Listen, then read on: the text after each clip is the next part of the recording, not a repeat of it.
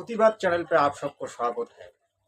आज प्रतिवाद चैनल जो आपको बताएगा संतराम पाल महाराज जी अगर परमात्मा की अवतार है तो जेल में क्यों है। Important question.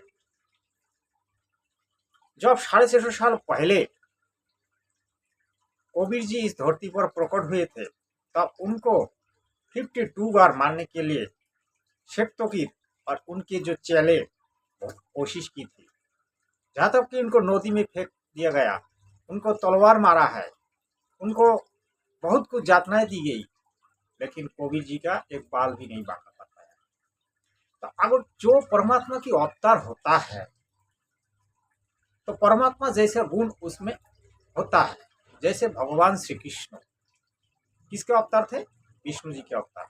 तो विष्णु जी का जो गुण सभी कृष्ण जी में वर्तमान थे, लेकिन संतराम पाल महाराज जी में अगर ऐसा गुण होता तो संतराम पाल महाराज जी जेल में क्यों पड़ा है?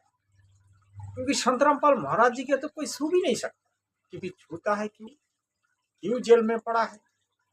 वास्तव को देखिए भाई साहब, मैं गुरुद्रोही नहीं हूं, ना मैं गुरु की बारे में कोई अरब शरब बक रहा हूं। मैं आपको एक प्रमाण देना चाहता हूं। जब कृष्ण जी ऐसे एक अंगुली में पर्वत उठाया था, रामचंद्र ने अग्निबाण मार के रावण को मार। तो संतराम पाल महाराज अगर परमात्मा का अवतार है तो उनमें परमात्मा का जो गुण है सभी गुण उनमें विद्यमान है।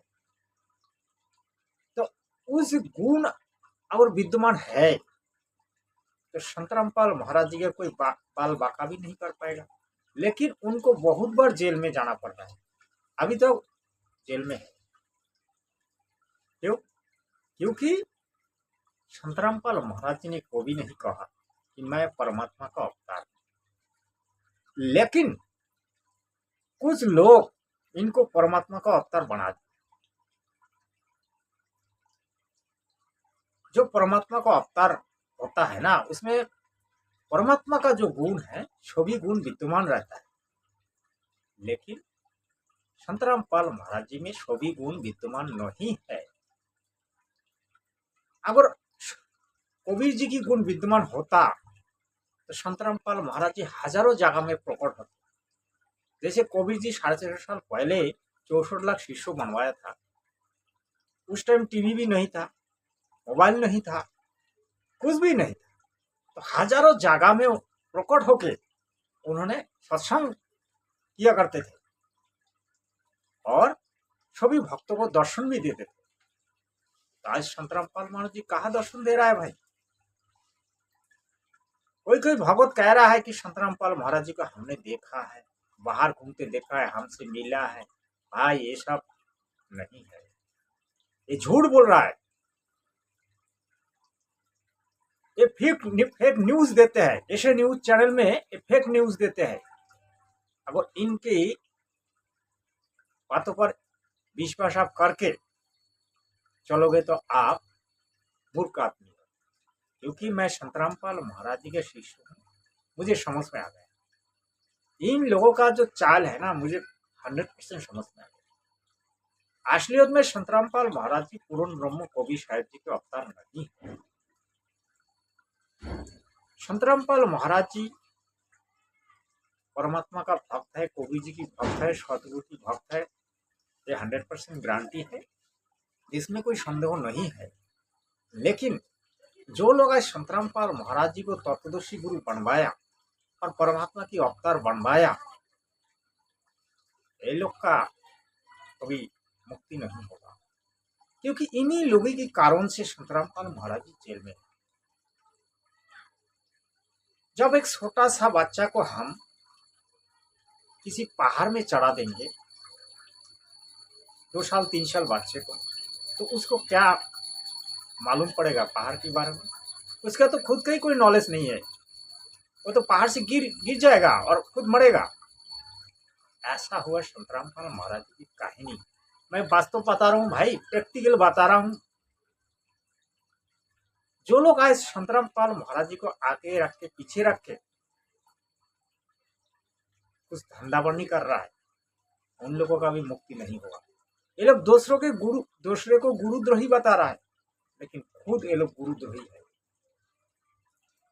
कुछ लोग संतराम पाल महाराज जी की विरोधी है और कुछ लोग शिष्य होकर भी संतराम पाल महाराज जी के बारे में कुछ खराब शराब बकते हैं, या संतराम पाल महाराज जी का जो पैसे इसमें पैसे लूटने का कुछ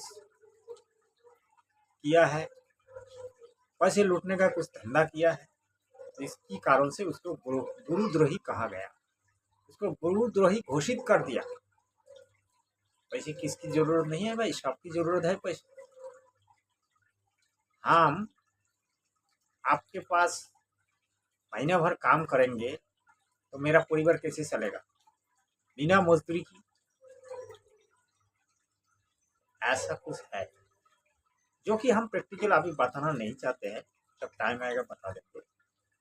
तो ये लोग जो संतराम पाल महाराज जी को परमात्मा का अवतार बना दिया, लेकिन वास्तव में संतराम पाल महाराज जी को भी नहीं कहा मैं परमात्मा का अवतार हूँ या फिर मैं भगवान हूँ, लेकिन इन लोगों ने भगवान बना के ज्योतिष संकल्पों के नाम पर, पाठ संकल्प के नाम पर, नाम खंडित होने का नाम पर, मोक्ष के नाम पर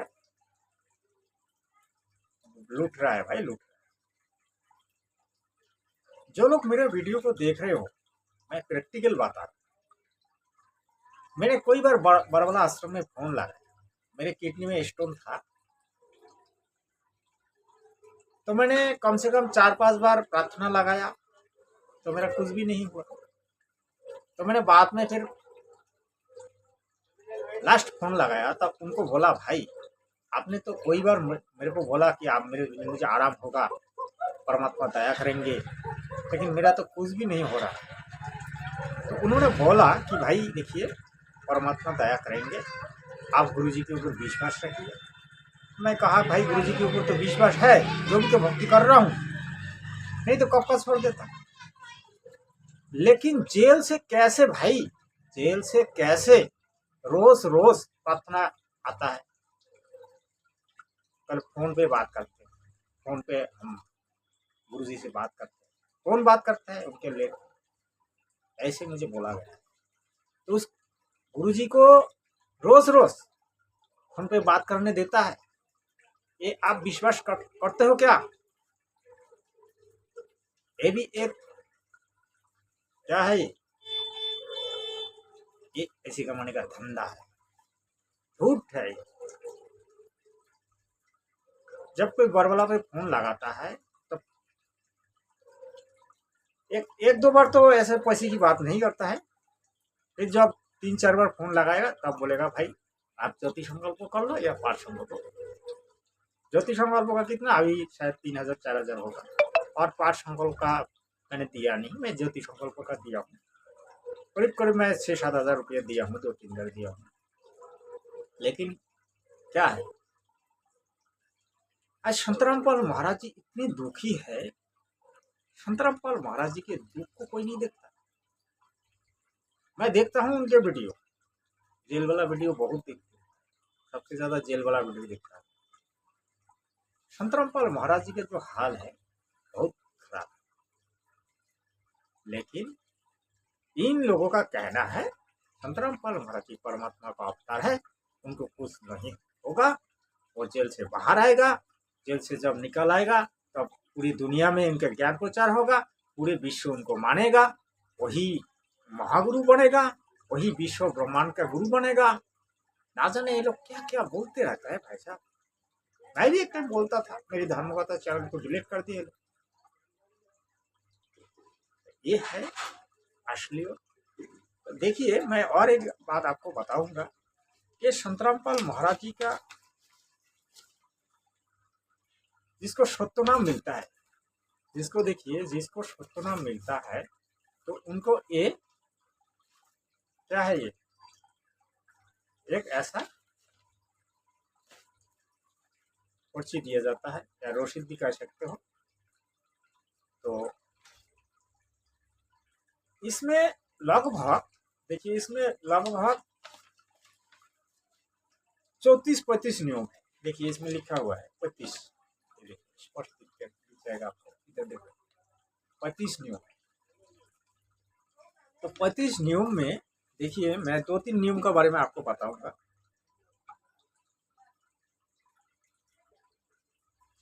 किसी को गुड मॉर्निंग, किसी को afternoon, good evening, good night आदि शब्द नहीं बोलनी है। देखिए ये सब बोलना नहीं है, गुड इवनिंग गुड मॉर्निंग नहीं बोलना है। चलो ये भी ठीक है।